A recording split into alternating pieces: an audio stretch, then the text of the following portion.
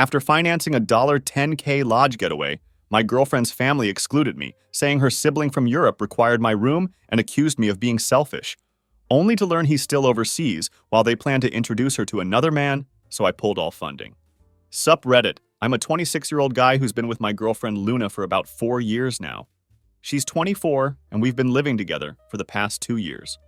We'd been talking about getting engaged eventually. You know, the whole 9 yards.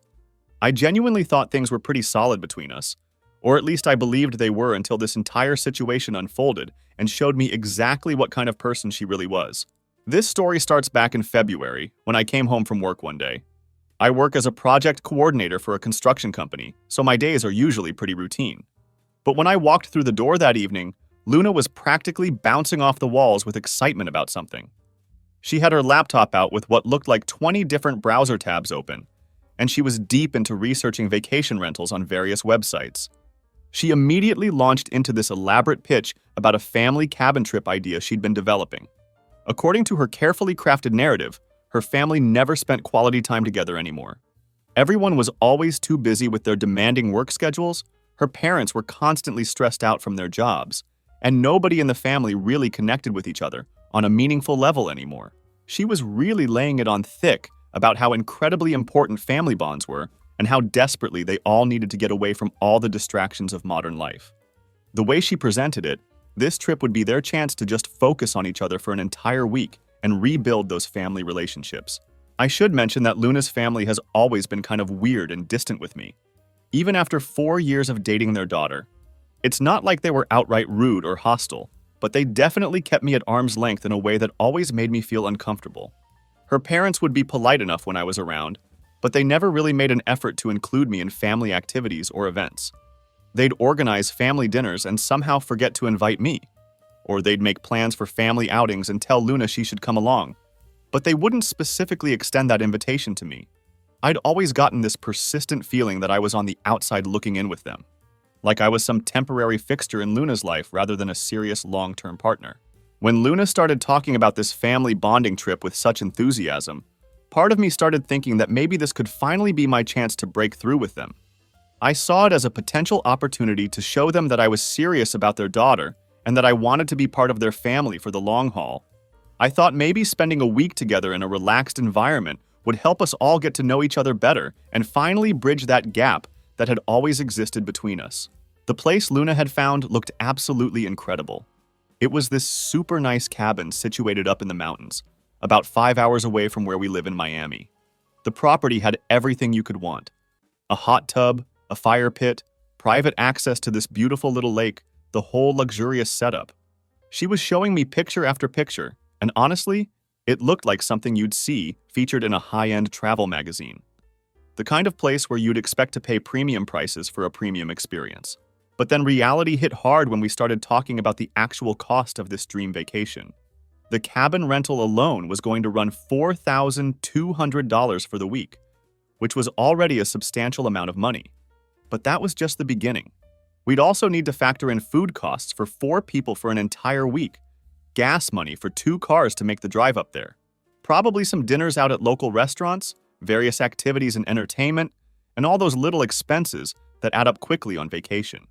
I started doing the math in my head, and we were realistically looking at a minimum of $7,500 for this entire trip, and that was being conservative with the estimates. Luna makes decent money working in marketing for a local agency, but like most people our age, she's got her fair share of financial obligations. She's dealing with student loans from college, monthly car payments, and some credit card debt that she accumulated when she was younger and admittedly less responsible with money. To make matters worse, she had literally just spent around $2,500 on brand new furniture for our living room the month before. So she definitely didn't have $7,000 sitting around in her bank account ready to be spent on a vacation. When the reality of the cost started to sink in, Luna began doing this thing where she gets all quiet and visibly disappointed, though she tries her best not to show how upset she really is. It's this passive-aggressive behavior pattern I'd seen from her before, where she'll withdraw emotionally but claim everything is fine. She kept making these wistful comments like, "I just really wanted to do something special for my family," and "I guess we'll have to find somewhere cheaper instead." The disappointment in her voice was obvious, and I could tell she was genuinely crushed that her perfect family bonding trip might not happen because of money. I felt genuinely bad for her seeing how deflated she looked.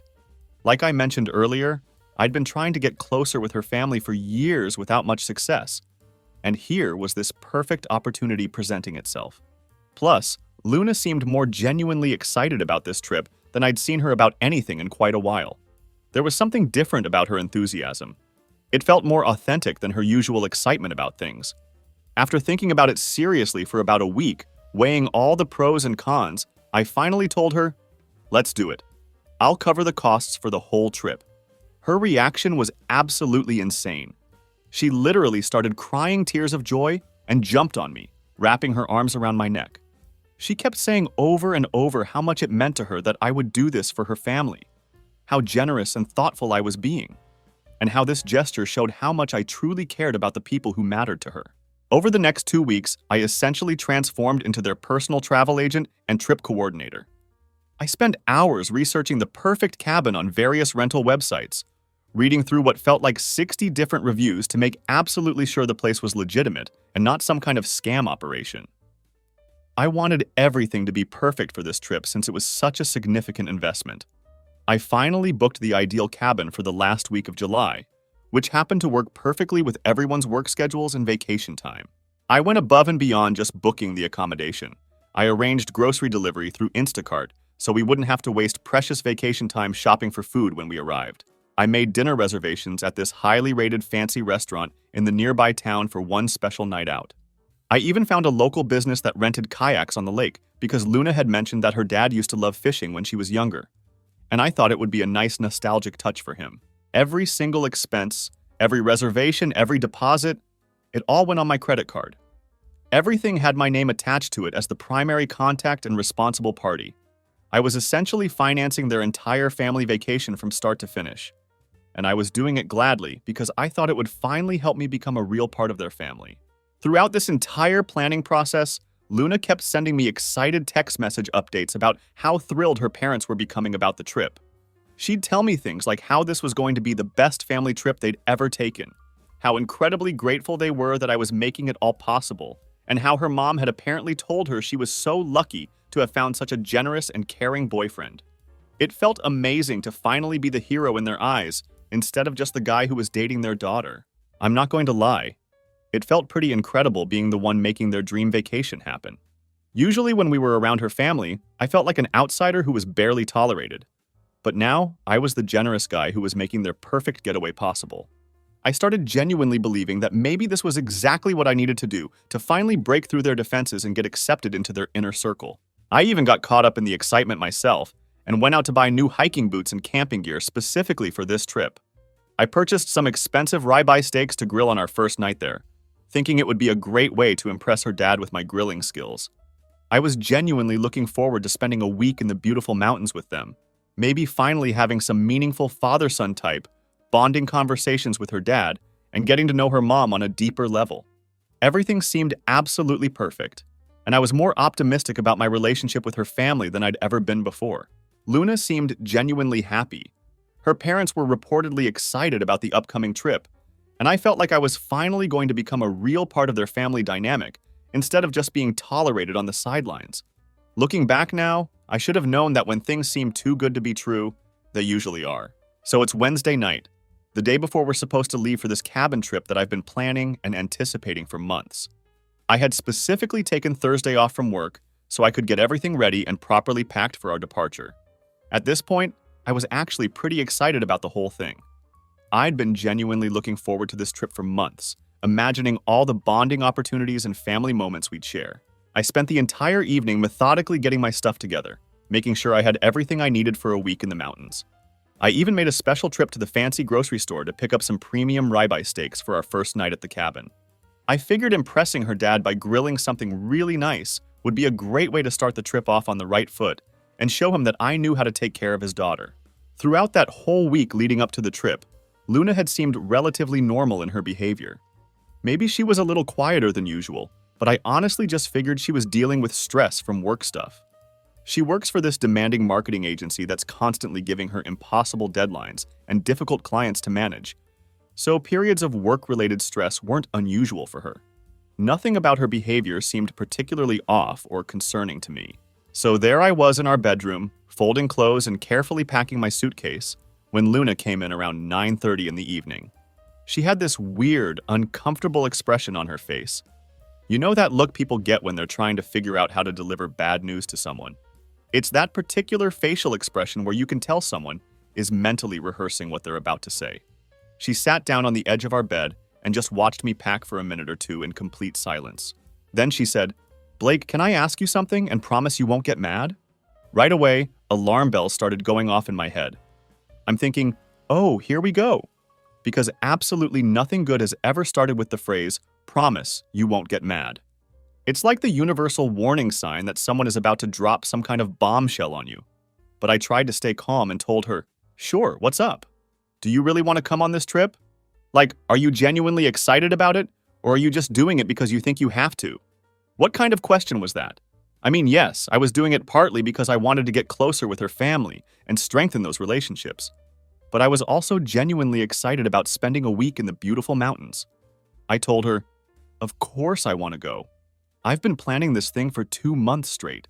She got this incredibly serious expression on her face, like she was about to tell me that my dog had died or something equally devastating. She looked really sad and uncomfortable. Well, the thing is, something came up with my family situation, and we were wondering if maybe it would be better if someone else came instead of you. I stopped folding my shirt and looked directly at her. Someone else? What the hell was she talking about? "My brother Derek just moved back from Japan, where he's been working for the past 3 years," she continued. "He showed up yesterday completely unexpected, and he's really struggling with the adjustment back to America. You know how difficult it can be coming back from living in another country for so long, especially when you've been away for years." I was trying to process this information. Derek. I knew she had a brother named Derek who'd been working overseas for some international company, but this was literally the first time she'd mentioned him being back in the country. And now, suddenly, he was taking my spot on the vacation that I had planned and paid for entirely by myself. She kept talking, getting more animated and emotional as she continued with her explanation. He's dealing with really severe reverse culture shock. Everything feels completely foreign to him now, even though this is technically his home country. The family thinks it would be really beneficial for him to have a week away from the city to just decompress and reconnect with all of us. You understand that, right? I asked her when exactly Derek had gotten back from Japan. She told me he'd shown up Tuesday afternoon, just appeared at her parents' house with his suitcases, having quit his job in Tokyo early because he decided to come home and figure out his next career move. This was starting to feel really strange and suspicious to me. Why wouldn't she have mentioned something this significant until literally the night before our trip? Her brother, moving back from another country after 3 years abroad, seemed like the kind of major family event that would come up in conversation immediately. I told her, "Well, that's great that he's back. I'd love to meet him. Maybe we could all go out to dinner tonight before you guys leave tomorrow, so I can get to know him a bit." She immediately became defensive and started backtracking. Oh no, he's not ready for that at all. He's really overwhelmed right now. The jet lag is hitting him incredibly hard, and he's just not in the right headspace to meet new people or handle social situations. The family thinks it's better if he just decompresses with people he's already comfortable with first. Okay, so I couldn't meet him that night. I asked if I could at least call him or send him a text message, maybe just say "Welcome back to America" or offer some basic courtesy greeting. She told me that Derek had specifically asked to keep interactions limited to just family for now. According to her, he was feeling too anxious and overwhelmed to deal with anyone else while he was settling back into American life. She said that maybe once the trip was over and he'd had some time to adjust properly, then we could all hang out together. This whole situation kept getting weirder and more suspicious. I couldn't meet him in person, couldn't talk to him on the phone, couldn't even send him a simple text message. What kind of reverse culture shock makes someone completely unable to handle a 30-second phone call or a brief text exchange? I asked her if there was any way we could possibly extend the trip by a few days so that both Derek and I could go together. After all, I had paid for absolutely everything, so it seemed like we should be able to figure out some kind of compromise. She shook her head firmly. The cabin's only available for exactly 1 week, and it's already booked solid by other guests after our reservation ends. Plus, my parents really want to focus all their attention on Derek right now. Having too many people there might overwhelm him and make his adjustment period even more difficult. I was getting pretty annoyed at this point, but I was trying my best not to show it because I didn't want to come across as unsympathetic or selfish. This was supposed to be my trip, the trip that I had planned from scratch and paid for entirely with my own money. I'd been looking forward to this vacation for months. I'd taken valuable time off work, and I'd even bought new gear specifically for this occasion. Now, I was suddenly being kicked off my own vacation for someone I wasn't even allowed to meet or speak to. At the same time, I didn't want to be the asshole who wasn't understanding about genuine family emergencies. If Derek really was struggling as badly as Luna was describing, maybe dedicated family time was exactly what he needed to get back on his feet. I was caught between feeling justified in my frustration and wanting to be supportive of her family during what seemed like a difficult time.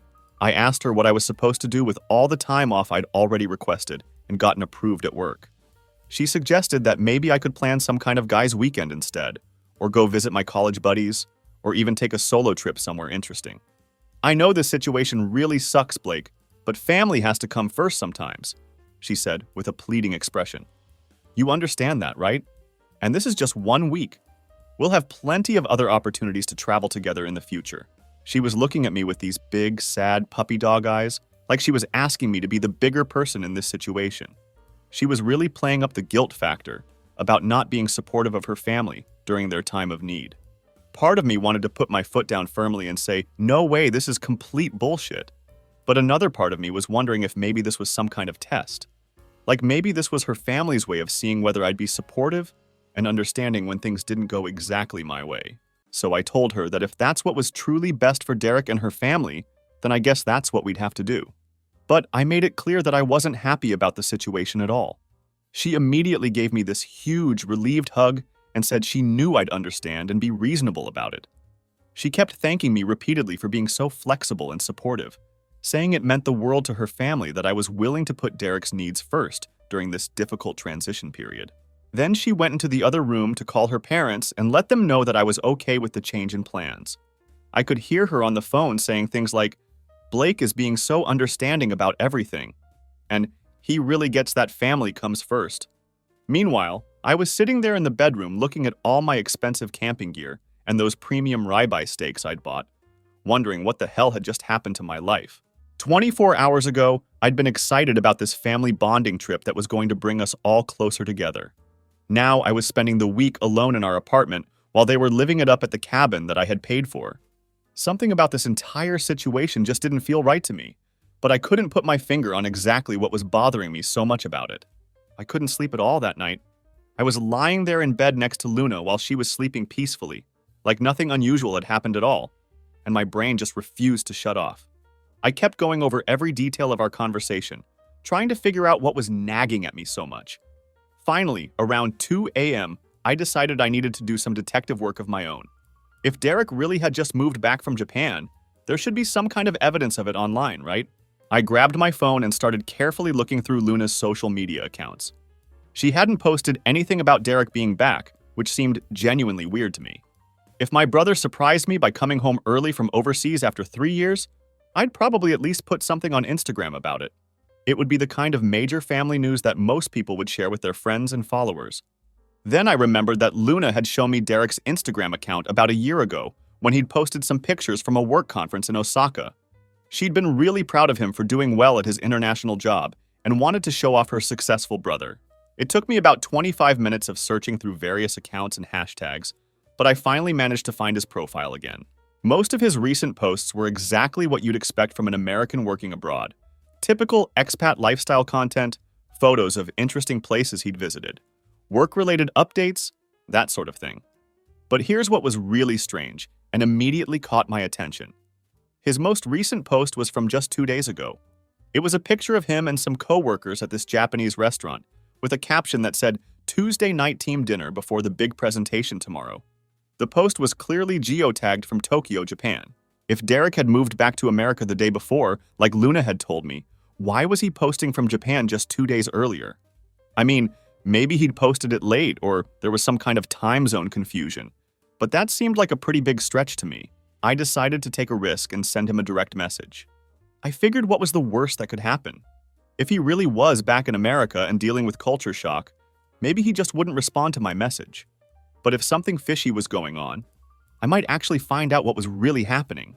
I typed out a message. Hey Derek, this is Blake, Luna's boyfriend. Heard you're back from Japan. Welcome home, man. Your family's really excited about the cabin trip tomorrow. Hope we get to meet soon. I sent the message around 1:30 a.m., figuring I probably wouldn't hear back for a while, since the guy was presumably dealing with jet lag if he'd really just gotten back from overseas. But when I woke up around 7:30 a.m., I had a notification on my phone. There was a message from Derek that made my stomach drop. What trip? I'm still in Tokyo for another 8 months at least. My contract doesn't end until March. Who is this again? I stared at my phone screen for what felt like 5 full minutes, trying to process what I'd just read. What trip? He didn't know about any trip? But Luna had specifically told me that Derek was taking my spot because he desperately needed family bonding time to readjust to American life after moving back from Japan. This made absolutely no sense. I immediately decided to call him on WhatsApp since he was obviously awake and online. It was around 9:30 p.m. in Japan, so he should be free to talk. He picked up after just a few rings, and I could see him clearly on the video call. He was obviously in what looked like his apartment, and there was Japanese text visible on various items in the background. I could even hear distinctly Asian-sounding traffic noise coming through his window. Hey, you're Blake, right? Luna's boyfriend? He said with a confused expression. I'm really confused about your message. What cabin trip are you talking about? I explained the entire situation to him, about the family vacation that was supposed to start that very day, how Luna had told me he'd just moved back from Japan and was struggling with reverse culture shock, and how the family thought it would be beneficial for him to have a week away from the city to decompress and reconnect with everyone. He listened to my explanation with growing bewilderment. I definitely haven't moved back to America, he said, looking genuinely puzzled. I'm not even planning to come home until Christmas at the earliest. I have no idea what you're talking about with any of this. My stomach started dropping as the reality of the situation began to sink in. But then Derek said something that made everything click into place with horrifying clarity. Wait, are you absolutely sure you got this information right? Because when I called my parents last week, I think I heard them talking about Connor coming on some kind of family trip. They seemed really excited about it. Connor, of course it was fucking Connor. Connor is this family friend that Luna's parents absolutely worship and adore. They've known him since he was just a kid, and now he's this incredibly successful lawyer who makes serious money and drives a Mercedes. Basically everything they probably wish I was. He's essentially the golden child they never had, and they never miss an opportunity to remind everyone about it. Every single time we're at family events, it's Connor this and Connor that. Did you hear Connor just made partner at his law firm? Connor bought a beautiful new penthouse downtown.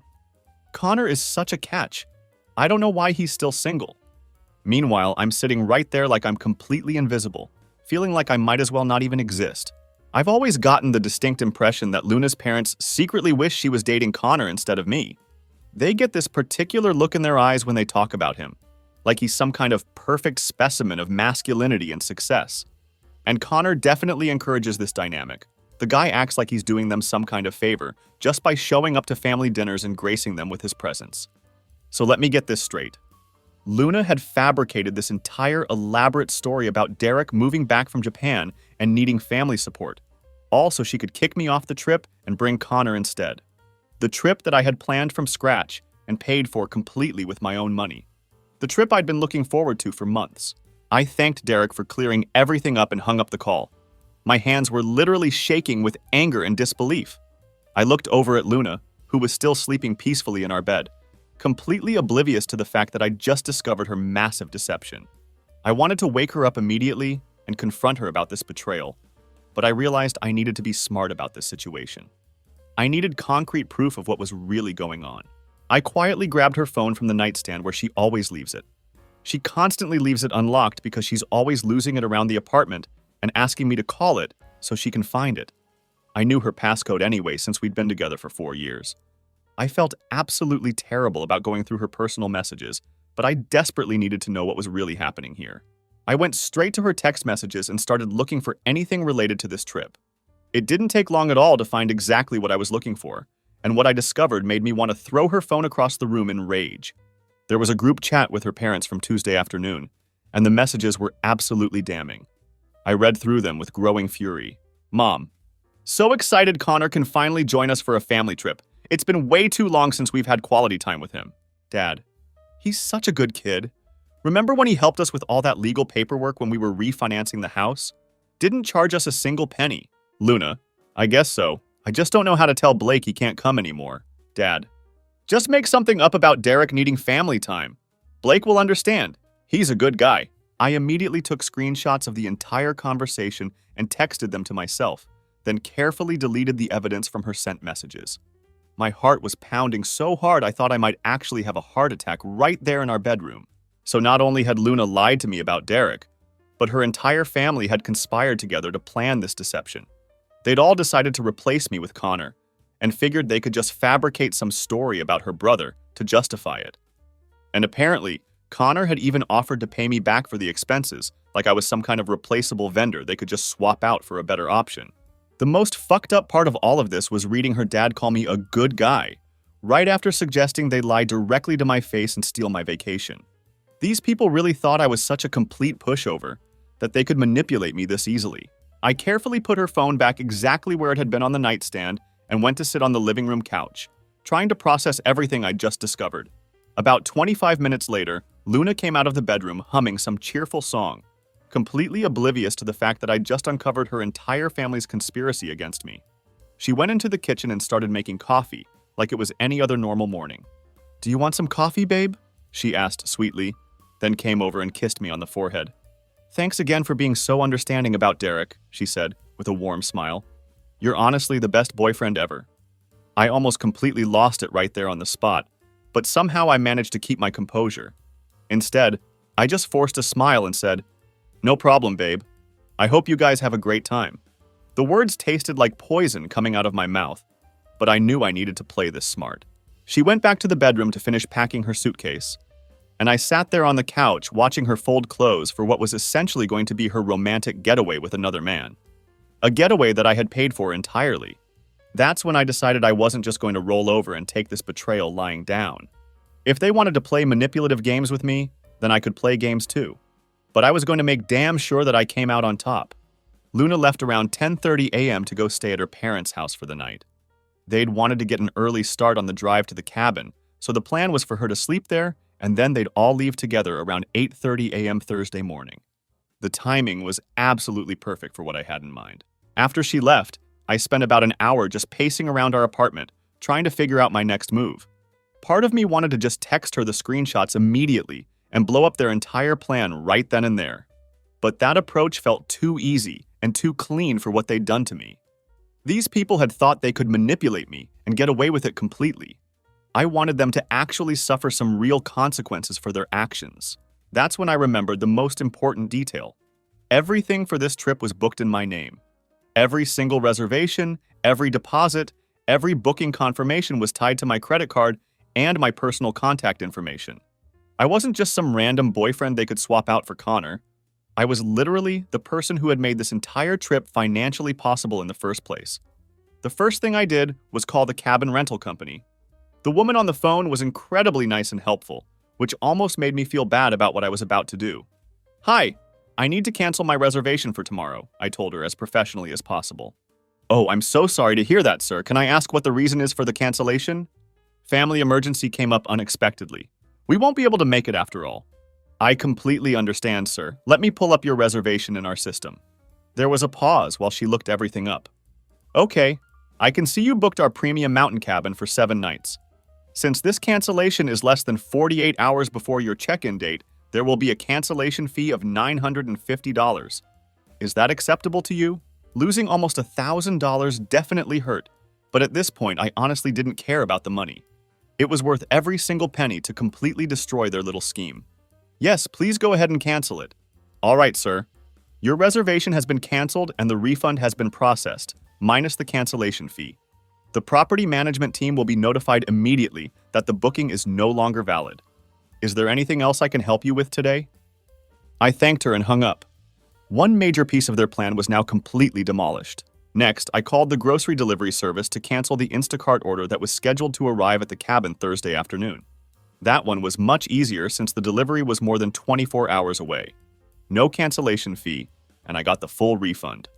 Then I canceled the kayak rental, which got me back the $380 deposit I'd put down. The restaurant reservations were simple to cancel online through their website booking system. By noon, I had systematically dismantled their entire vacation. But I wasn't finished yet. I was just getting started.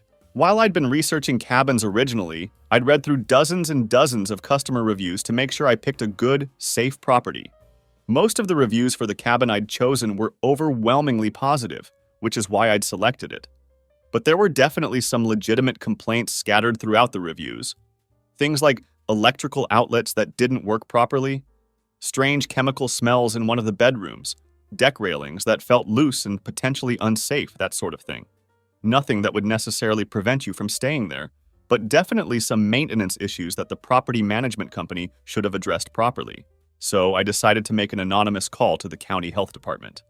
I told them I was genuinely concerned about potential safety issues at this specific rental property, and I mentioned the electrical problems and weird chemical odors that multiple previous guests had documented in their online reviews. The guy I spoke with took my concerns very seriously and said they would send someone out to conduct a thorough inspection, especially since it was a short-term rental property. Apparently, they'd been cracking down hard on vacation rentals that didn't meet proper safety standards. Then I called the county fire marshal's office and reported the same potential safety issues. Possible fire hazards due to faulty electrical wiring and structural problems with the deck railings. Again, I wasn't fabricating anything. I was simply pointing them toward legitimate problems that paying customers had already documented in their reviews. Here's the thing about government safety inspectors. They absolutely do not mess around when it comes to potential liability issues, especially for rental properties where people are paying money to stay. They'll shut a place down immediately if there's any question about whether it meets current safety codes, just to cover their own legal liability. While I was making these calls, I started thinking about what I actually wanted to do with my unexpected week off work.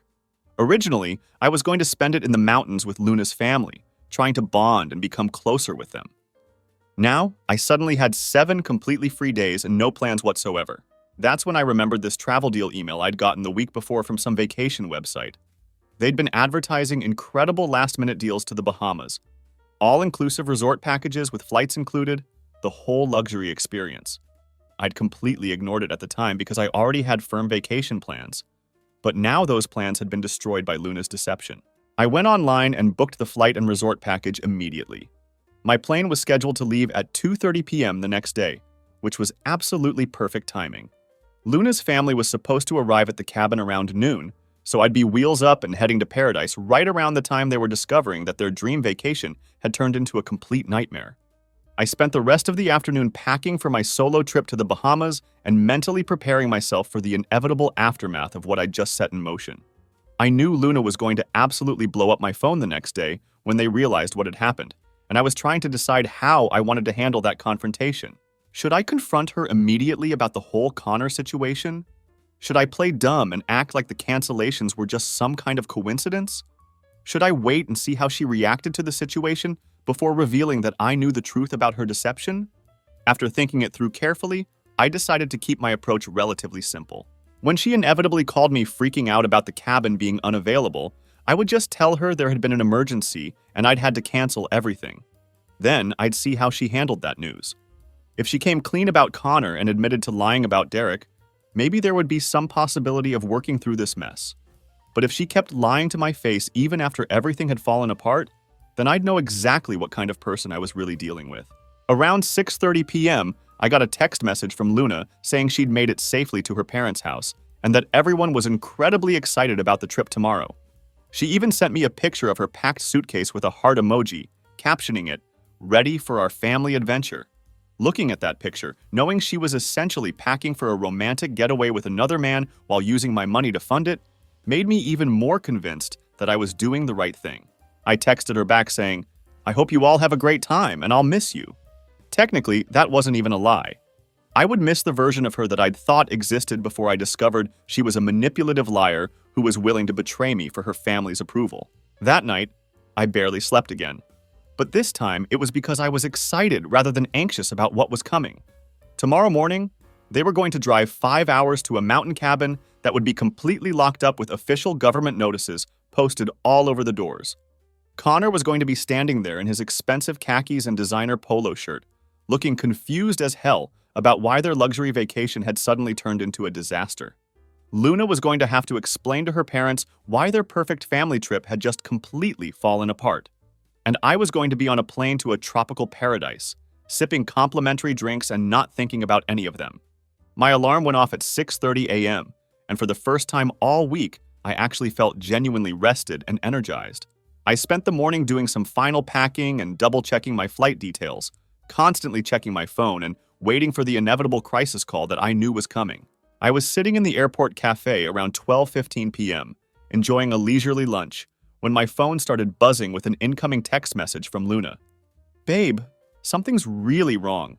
We're at the cabin and there are official notices posted all over the doors. It's completely locked up and we can't get inside." I stared at the message for about 30 seconds before responding, savoring the moment. Part of me wanted to just ignore it completely and let her figure everything out on her own, but I was genuinely curious to see how this whole situation would play out. "That's really weird. What kind of notices are posted?" "County Health Department and Fire Marshal notices saying the property has been deemed unsafe for occupancy pending a full inspection," she replied. "Blake, what's going on here?" I waited another few minutes before responding, letting her anxiety build. "I have no idea. That sounds pretty serious, though. Maybe there was some kind of emergency maintenance issue." My phone immediately started ringing. I let it go straight to voicemail. Then it rang again and again. She called me about 10 times in 15 minutes, growing increasingly frantic. I finally picked up on the 11th call. "Blake, thank God you answered." "We don't know what to do," she said, clearly panicked. "The cabin is completely shut down and there's nobody here to talk to. The property management company's phone just goes straight to voicemail." I could hear voices in the background. Her parents talking to someone, probably Connor. Her dad sounded absolutely pissed about the situation. "That's really strange, Luna. Have you tried calling the rental company directly to find out what happened?" "Yes, I've called them like 6 times already, and they keep saying the reservation was canceled yesterday due to a family emergency. But we never canceled anything, Blake." This was the moment I'd been waiting for. She was starting to figure it out on her own. "Wait, they said it was canceled by who exactly?" "They won't give me specific details, but they keep saying the person who made the reservation called yesterday and canceled due to an emergency." "But Blake, you're the one who made the reservation." Perfect. She was connecting the dots herself, which made this even more satisfying. "Luna, can you put me on speakerphone?" I heard some shuffling sounds, and then her dad's voice came through clearly. "Blake, what the hell is going on here? We drove 5 hours to find a completely condemned building." "Yeah, I canceled the reservation yesterday," I said calmly. Complete silence fell over their group. Then suddenly everyone started talking at once. I could hear Luna saying, "What? Why?" and her mom asking what had happened in the background, and Connor saying something about this being completely unacceptable. "Quiet!" her dad yelled, then directed his anger back toward the phone. "Blake, why would you cancel our family vacation without telling us?" "Well, sir, here's the thing," I replied, keeping my voice steady and controlled. "Luna told me I couldn't come because Derek needed to take my spot for family bonding time. But when I actually talked to Derek yesterday, he told me he's still in Tokyo and has absolutely no idea about any trip." Another long, uncomfortable silence. He also mentioned that you guys were really excited about Connor joining you, which is interesting because Luna never mentioned Connor to me at all. I could hear Luna starting to say something, but her dad cut her off immediately. "Blake, I think there's been some kind of serious misunderstanding here." The line went completely quiet, except for some background wind noise. I could picture all of them standing around in the parking lot, looking at each other and trying to figure out what to say. Finally, Luna's voice came through. "Blake, please let me explain. It's not what you think." I could hear the boarding announcement for my flight starting in the background. "Don't call me again," I said firmly. Then hung up and immediately switched my phone to airplane mode. I didn't want to deal with the inevitable flood of angry calls and desperate text messages while I was trying to enjoy my well-deserved vacation. Walking to my gate, I felt this enormous weight lifting off my shoulders. For the first time in years, I wasn't worried about trying to impress Luna's parents or desperately attempting to fit into their family dynamic. I was just a guy going on a vacation to a beautiful tropical resort where nobody knew me, and nobody had any expectations of me whatsoever. The resort turned out to be even more incredible than the pictures I'd seen online. I unpacked my things, took a long, relaxing shower, and headed down to one of the oceanfront restaurants for dinner. Around 10:30 p.m., I finally turned my phone back on to check what had happened while I was offline. The message count was absolutely insane. 87 missed calls, 52 text messages, and 15 voicemails, all from Luna and various members of her family. I didn't read any of the messages or listen to any of the voicemails. Instead, I took a picture of my gourmet dinner with the beautiful ocean view in the background and posted it on social media with the caption, "Sometimes the best family trips are the ones you take alone." Then I turned the phone back off and went to bed in my luxurious king-size bed, listening to the peaceful sound of waves crashing on the beach below. It was honestly the best decision I'd ever made. I landed back at the airport Sunday night around 9:30 p.m. after an absolutely incredible week in paradise, and I turned my phone back on properly for the first time since I'd left. The message count was completely insane. I'm talking about over 230 text messages from Luna alone, plus dozens of voicemails, missed calls every single day, and attempts to reach me from her parents and even Connor himself. I was actually curious to hear what Connor had to say about this whole situation, so I decided to listen to his voicemail first. His message was interesting, to say the least. "Blake, it's Connor. Look, man, I think there's been a huge misunderstanding here. I never asked to replace you on this trip, and I had absolutely no idea you weren't going to be there until we all showed up at the cabin location. Luna's parents invited me, but they specifically told me that you couldn't make it because of work commitments. I would never have gone if I'd known the real situation behind what was happening. This whole thing is completely messed up, and I'm staying out of it from now on. I just wanted you to know that I wasn't part of whatever scheme this turned out to be." That was genuinely interesting. So Connor claimed he was completely innocent in all of this and had no idea about the deception.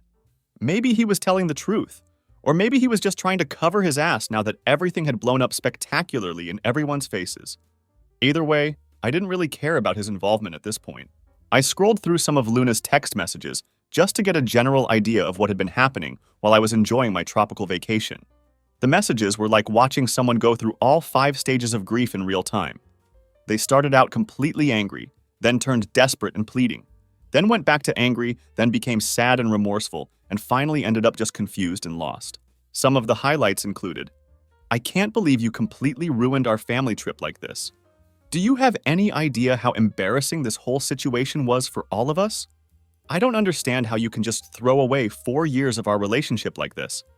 What we had together was real, and you know it. Fine, don't respond to me, but you're being completely childish and vindictive about this. And my personal favorite, I made one mistake, and you're acting like I cheated on you or something? That last message actually made me laugh out loud. One mistake? Really? She had orchestrated an elaborate, multi-layered deception involving multiple family members to steal my vacation money and replace me with another man. That wasn't a simple mistake. That was a carefully planned conspiracy. I got back to our apartment around 10:30 p.m. and could immediately tell that Luna had been there while I was gone. Some of her personal belongings were missing from the bathroom and bedroom. Not everything, but enough clothes and toiletries for several days. She'd probably gone to stay with her parents after I'd made it crystal clear that I was completely done with her and this relationship. Monday morning, I woke up feeling refreshed and energized, and there was a knock at my door around 8:30 a.m. I looked through the peephole and saw Luna standing there. She looked absolutely terrible, like she hadn't been sleeping properly or eating much over the past week. I opened the door but made no move to invite her inside. "We need to talk," she said immediately. "No, we really don't. I think everything that needed to be said was said on Thursday when I hung up on you. Blake, please, just give me 10 minutes to explain myself and my side of this." Against my better judgment, I let her come into the apartment, but I didn't sit down, and I didn't offer her coffee or anything else. I wanted to make it abundantly clear that this wasn't a social visit or a friendly conversation. She started crying immediately and launched into this whole elaborate speech about how she'd never meant to hurt me, how her parents had pressured her into inviting Connor, and how she'd been scared to tell me the truth because she knew I'd be upset about it. "My parents have always loved Connor like he was their own son," she said through her tears. "When they found out he was going through such a tough time with his recent breakup, they really wanted to include him in family activities and show him support. I should have told you the truth from the beginning, but I didn't know how to handle the situation. So instead of being honest with me, you fabricated an elaborate lie about your brother and tried to steal my vacation money? I panicked when I realized how complicated this was getting. I knew if I told you the truth, you'd be hurt and angry about being replaced. I thought maybe if we just did this one trip with Connor, it would get it out of their system, and things could go back to normal between us." The more she talked, the angrier I became. She was still refusing to take full responsibility for her actions. According to her version of events, everything was someone else's fault. Her parents had pressured her. Connor was going through a difficult breakup, and she was scared of my reaction. There was no real acknowledgement that what she'd done was fundamentally dishonest and deeply disrespectful to me as her partner. Luna, do you understand that you essentially stole from me? I paid $7,500 for a vacation that you were planning to exclude me from. That's theft, plain and simple. It's not theft! I was going to pay you back for everything.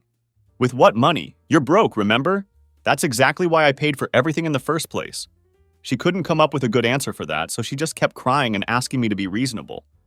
She finally left around noon, still crying and begging me to think about giving our relationship another chance. That afternoon, I got a phone call from her dad. He wanted to clear the air and see if we could work things out like adults. I told him there was absolutely nothing to work out. His daughter had lied to me and attempted to steal my money, and we were completely done. Blake, you have to understand that Connor has been part of our family for over 25 years. When he's going through a difficult time in his life, we naturally want to support him however we can. That's perfectly fine. Support whoever you want to support. But don't use my money to do it, and don't lie to me about it. He tried to argue that the replacement wasn't supposed to be permanent, that they just wanted to help Connor through his breakup, and various other justifications. I cut him off. Here's what I understand. You never saw me as a real part of your family. After 4 years with your daughter, I was still just some random guy you could easily replace when someone better came along. That tells me everything I need to know about what you really think of me. The conversation ended with him saying I was being unreasonable and immature about the whole situation. Whatever helps him sleep at night, I guess. Luna moved the rest of her stuff out of our apartment on Wednesday while I was at work. She left her key on the kitchen counter with a handwritten note saying she loved me and hoped I'd change my mind someday about giving us another chance. It's been 4 months now since all of this happened, and I can honestly say I have absolutely zero regrets about how I handled the situation. My life is dramatically better without all that constant family drama and manipulation hanging over my head. I've started dating again, and it's genuinely amazing how much easier and more enjoyable relationships can be when you're not constantly trying to prove yourself to people who fundamentally don't respect you or value your presence in their lives. The really funny thing is that I actually ran into Connor at a coffee shop about a month ago. The guy actually approached me and apologized, saying he'd had absolutely no idea what Luna's family had been planning behind the scenes. Apparently, after the whole cabin disaster unfolded, the family dynamic completely imploded, and they all turned on each other in spectacular fashion. According to Connor, Luna's parents ended up blaming her for not handling the situation better and for creating such an embarrassing mess. Meanwhile, Luna blamed them for putting her in what she called an impossible situation by pressuring her to choose between her boyfriend and their family friend. Connor told me that the whole family dynamic became so toxic and hostile that he doesn't even talk to any of them anymore. He said he felt terrible about inadvertently being the cause of so much drama and genuinely hadn't realized he was being used as a replacement for me. Sometimes I find myself wondering if Luna actually learned anything meaningful from this whole experience. But honestly, I don't really care anymore. The important thing is that I dodged a massive bullet with that entire family before I got even more deeply involved with them. Can you imagine if I'd actually proposed to Luna and gotten financially entangled with them through marriage? The thought of being tied to those manipulative people for the rest of my life makes me genuinely grateful that their true colors came out when they did. The best part of this whole situation is that I kept all the expensive camping gear I'd bought specifically for that trip. I ended up using it on an incredible solo hiking adventure to Yellowstone National Park last month, and I had an absolutely amazing time. I didn't have to worry about impressing anyone or dealing with passive-aggressive family dynamics or trying to navigate complicated relationship politics. It was just me, the beautiful mountains, and complete peace and tranquility. So yeah, that's my story of how my girlfriend and her family tried to steal my vacation and how I made sure they paid for it. Sometimes the trash really does take itself out, and sometimes you have to give it a little push in the right direction. Either way, I'm infinitely better off without people in my life who think I'm disposable or replaceable. Life is way too short to spend it with manipulative liars, even if you think you love them. The moral of this story is simple. Always trust your gut instincts. When something feels off about a situation, it probably is. And never, ever let anyone treat you like you're their backup plan or second choice. You're either someone's priority in their life, or you're not. There's no middle ground or gray area there. Anyway, thanks for reading this incredibly long story. It actually feels really good to get all of this off my chest and share it with people who might be dealing with similar family drama or relationship manipulation. I hope anyone out there who's in a similar situation finds their backbone and stands up for themselves. You deserve so much better than being someone's second choice or fallback option. TLDR. Girlfriend's family manipulated me into paying $7,500 for a family bonding cabin trip, then tried to replace me with their golden boy family friend by lying about her brother needing the spot. I discovered their deception, canceled everything, and went to the Bahamas instead while they drove 5 hours to a condemned cabin. Relationship ended. Life improved dramatically. What would you have done in this situation? Was I justified in my response, or did I go too far?